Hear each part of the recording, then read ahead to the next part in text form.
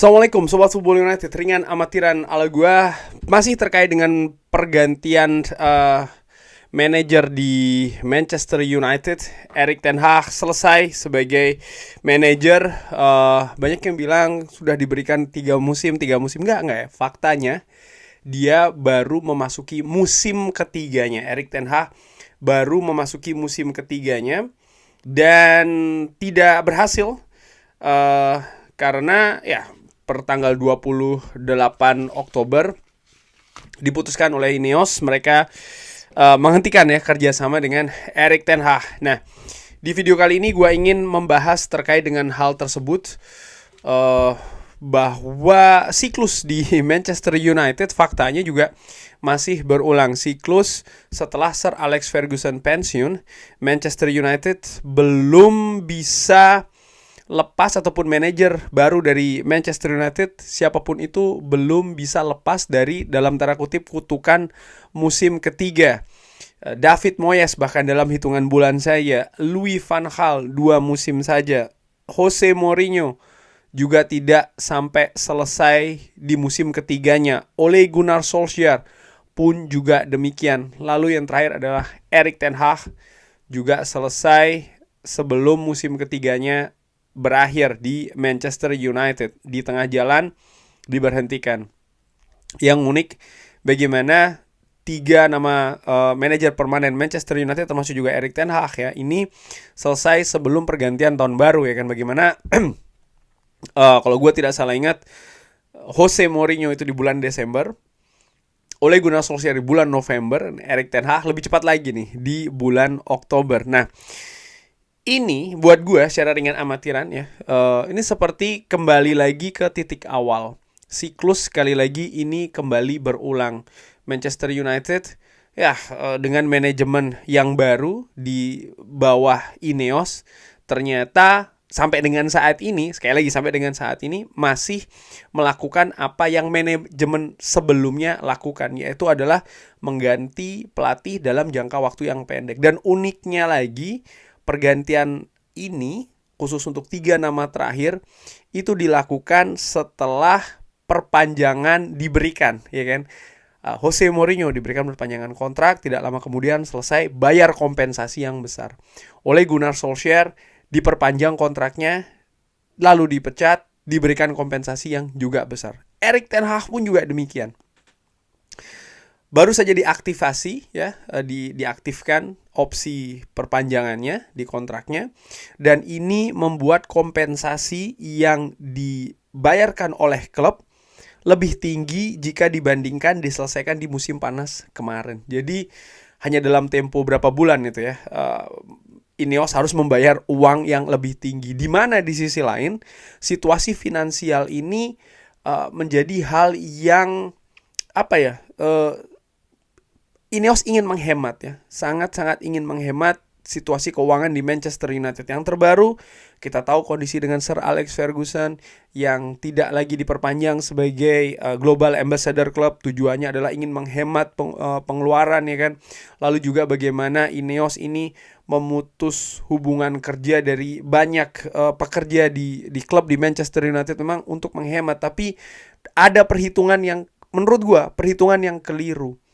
Karena ya otomatis dengan apa yang mereka lakukan saat ini, mereka memutus kontrak dari Erik ten Hag di tengah jalan dan mereka membayarkan kompensasi yang lebih tinggi daripada musim panas yang lalu. Apakah itu selesai? Menurut gue tidak, dari sisi finansial ya. Kenapa? Karena Ineos ataupun Manchester United nanti tahun depan di musim panas, besar kemungkinan mereka juga akan berhenti, atau ada kemungkinan ya, gue bisa bilang besar, tapi paling tidak ada kemungkinan mereka juga akan berhenti dengan staff manajer yang saat ini ada. Ruud van Nistelrooy, Rene Hake, Jelle ten Roelar ya kan. Karena mereka ini ditunjuk langsung oleh Erik ten Hag, dan nanti ketika ada manajer baru yang hadir, yang datang ya, belum tentu mereka juga cocok dengan manajer baru, sehingga ada peluang mereka pun juga akan diselesaikan di akhir musim nanti.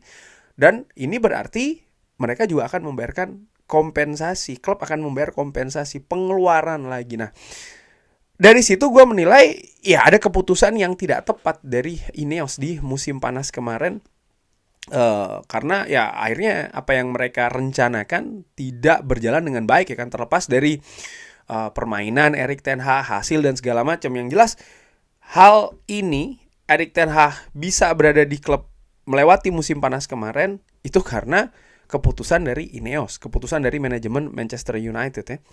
Apapun yang dikatakan oleh fans, ada yang pro, ada yang kontra, media bagaimana mengabarkannya, bahkan ada rumor yang mengatakan apapun hasil dari Piala FA tidak ada pengaruhnya dan segala macam. Ineos adalah yang membuat keputusan. Mereka sudah melakukan proses, apapun proses yang mereka perbuat ya, dengan nginterview sekian kandidat ya kan, menemui secara langsung maupun secara perwakilan, sampai akhirnya mereka terbang ke Ibiza, datang ke Erik ten Hag, memutuskan dengan Erik ten Hag. Menurut gue keputusan itulah yang tidak tepat, yang salah menurut gue, dan gue harapkan saat ini keputusannya tidak lagi salah, keputusannya benar. Karena kalau keputusan ini benar, berarti Manchester United akan dalam situasi yang lebih baik lagi. Namun demikian, gue melihat ya ini harus menunggu paling tidak 7 bulan lagi ya, karena saat ini Manchester United telah memutuskan akan berlanjut dengan Ruud van Nistelrooy sebagai interim, dan mereka menyebutkan mereka sedang dalam proses juga untuk mencari yang permanen ya, head coach ataupun manajer yang permanen. Artinya ada waktu persiapan yang panjang, dan di sisi lain ini juga ada potensi menimbulkan ketidakpastian di klub, di squad. Kenapa? Begini, pemain-pemain yang kontraknya akan habis, baik itu akan habis musim panas tahun depan atau musim panas 2 tahun lagi, mereka tidak tahu nih apa yang akan terjadi dengan mereka, rencananya akan seperti apa sampai manajer baru ini ditunjuk. Itu satu.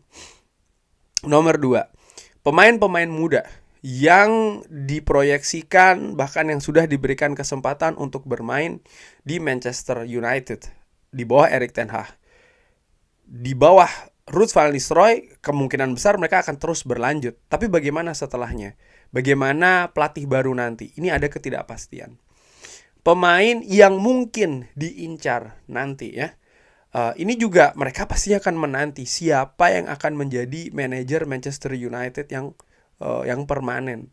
Karena ini penting untuk perkembangan, untuk kesempatan bermain dan lain-lain. Proyeksinya akan seperti apa.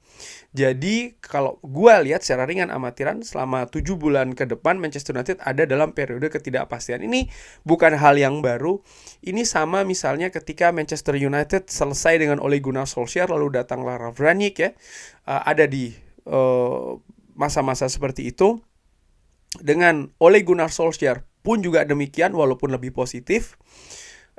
Di periode sebelumnya dengan misalnya Ryan Giggs ya, karena menjadi caretaker, pada saat itu sempat menjadi caretaker, pun juga demikian. Karena ketika pergantian manajer ini dilakukan di tengah musim, ya ada banyak keterbatasan bagi klub untuk bisa merekrut pelatih yang baru, manajer yang baru secara langsung. Saat ini tidak banyak nama-nama yang beredar ya, karena ya ada yang sedang terikat dengan klub, sangat sulit untuk ditarik saat ini.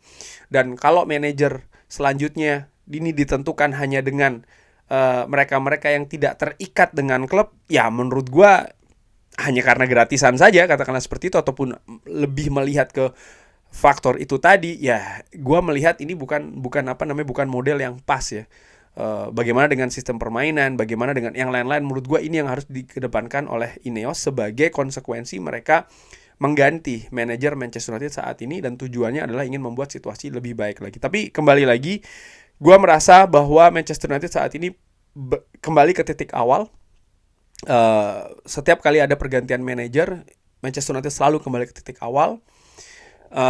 Sebenarnya di musim panas kemarin situasi memang agak aneh ya dengan Ineos. Maksud gue aneh begini, di klub-klub lain setiap ada pergantian kepemilikan, sering sekali pergantian ini bukan hanya pemilik yang berganti, tapi juga manajemen berganti, dan ujungnya pun juga manajer ya, ini juga berganti. Tapi tidak dengan Manchester United, walaupun seakan-akan mereka nampaknya seperti membuat hal baru di klub ini dengan mereka manajemen baru, ya kan, posisi baru, nama baru. Mereka melakukan proses ulang lagi perekrutan manajer dalam tanda kutip. Tapi proses tersebut gagal menurut gue. Sampai mereka harus melakukan penghentian ini. Mereka pun kembali lagi ya. Ineos ini menarik kembali Manchester United ke titik awal. Mereka mengulangi lagi siklus yang sebelumnya. Tapi apakah ini membuat gue pesimis? Tidak. Seperti gue katakan, manajemen Ineos ini, manajemen Manchester United yang ditunjuk oleh Ineos ini adalah orang-orang baru juga di Manchester United. Mereka tentu saja juga akan melakukan keputusan-keputusan di mana ada keputusan yang benar ya, langsung bisa terlihat dampaknya. Ada juga keputusan yang salah, di mana mereka harus melakukan perbaikan dan mereka belajar dari keputusan salah itu. Dan menurut gue ini salah satunya. Sekarang tinggal bagaimana mereka belajar dari keputusan yang sebelumnya ini ya. Dan ya, mereka mempersiapkan dengan lebih baik lagi untuk membuat keputusan selanjutnya, terutama dalam hal manajer Manchester United selanjutnya. Kurang lebih seperti itu. Jadi ada hal yang berulang, cuman ini akan menimbulkan ketidakpastian. Kesimpulannya seperti itu ya, kurang lebih sampai 7 bulan ke depan. Tapi gua berharap ini bisa membawa sebuah optimisme besar bagi Manchester United. Dan di sisi lain, sebelum gua akhiri video ini ya, ini juga menunjukkan sekali lagi bahwa klub ini masih berada di sesuatu yang namanya proses. Suka atau tidak, Manchester United sedang berada dalam situasi periode proses. Kurang lebih seperti itu. Terima kasih sudah menyaksikan. Jangan lupa like, sholat, dan juga subscribe. Wassalamualaikum warahmatullahi wabarakatuh. Thank you.